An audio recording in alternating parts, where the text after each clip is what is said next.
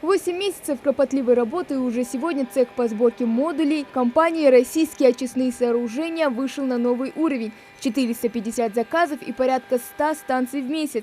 Технические средства очистки разного размера и мощности крайне необходимы в государственном и частном секторе, в учебных заведениях, больницах, предприятиях, а также в жилом сегменте муниципальных образований. Весь проект рассчитан на два этапа. Первоначальный этап – это запуск цеха по сборке очистных сооружений локальных и промышленных.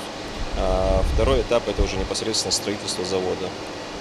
В 7 июня прошлого года мы запустили цех. У нас на открытии был глава республики, правительство, все руководство. Наняли ребят, обучили их и приступили к работе. Все сырье для цеха поставляется напрямую из центра производственного аппарата. Власти региона намерены установить локальные очистные сооружения на каждом социально значимом объекте, а также на территории других госучреждений. В линейке производства предприятия более 14 моделей. Это первичный полипропилен чешского производства. Мы в дальнейшем планируем, если получится, завести в республику линию по производству такого вот материала. Этот материал очень надежный и качественный. И гарантию на корпус, на наши изделия мы даем в 50 лет, настолько он практично крепкий материал. Работа по установке уже началась. Первые станции появились в горных районах Ингушетии. Практику эту начали не случайно. Именно там расположены родники, а также уникальные башенные комплексы. Системы установлены для администрации Джейраха, Альгети, Ляжги, всесезонного курорта Арамхи и Фока. Кстати, продукция нашла свое применение не только в Ингушетии, но и в других регионах Северокавказского федерального округа. Просто есть 3 степени очистки канализационных вод. Это механическая, бактериологическая и аэрационная очистка. То есть это приемная камера, сюда попадают изначально нечистоты.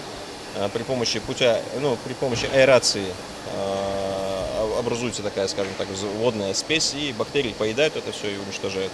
Потом перетекает плавно это все во вторичный отстойник. Здесь жироуловитель, который обратно все это перекидывает сюда.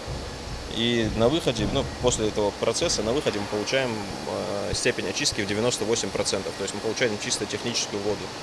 И, соответственно, эту воду уже можно сливать в реки, и она уже безопасна и не пачкает грунтовые воды, что очень важно.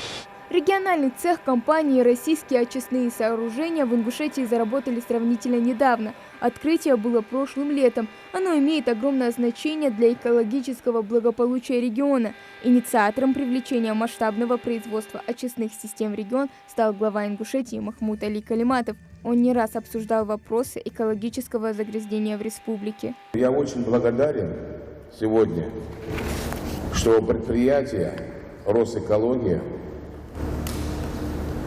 основу заложила у нас здесь. Это сегодня абсолютно только начало. Они строят целый завод, предприятие. И я надеюсь, что благодаря им,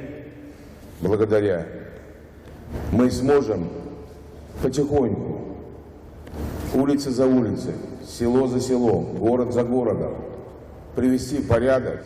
Но мне приятно, что у них уже заказы. Каждый год экологии республики наносится огромный вред. Во многих предприятиях и социальных объектах нет очистных сооружений, не говоря уже о частном секторе. Объект Выкажево станет первым этапом внедрения экологического производства. Здесь уже сформирован кадровый резерв. На начальном этапе он состоит из 20 человек.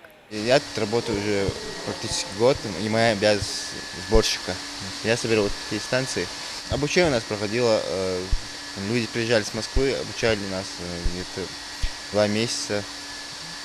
И в конце обучения мы сдавали экзамен. В планах у цеха полное расширение. Уже сейчас в Карабулаке отведено место из состава промышленной инвестиционной площадки для строительства завода по производству очистных сооружений, который также будет включать помимо сборочного цеха выставочный павильон. Общая сумма налоговых поступлений за прогноз на период 2020-2031 годов составит 180 миллионов рублей. Завод он рассчитан на 2500 квадратных метров. В нем предусмотрены 3 помещения: административное, складское и производственное помещение. После этого мы сможем устроить около 80 человек на работу. То есть 87 семей смогут получать определенного рода доход. Фирма сама, которая зарегистрирована здесь, она является налоговым резидентом Республики Ингушетия. Помимо этого мы еще одну фирму привлекли, которая занимается непосредственно продажами нашего оборудования. Она тоже в ближайшие дни станет налоговым резидентом Республики. По мнению руководства региона, проект внесет ощутимый вклад в развитие экономики и промышленного сектора Ингушетии.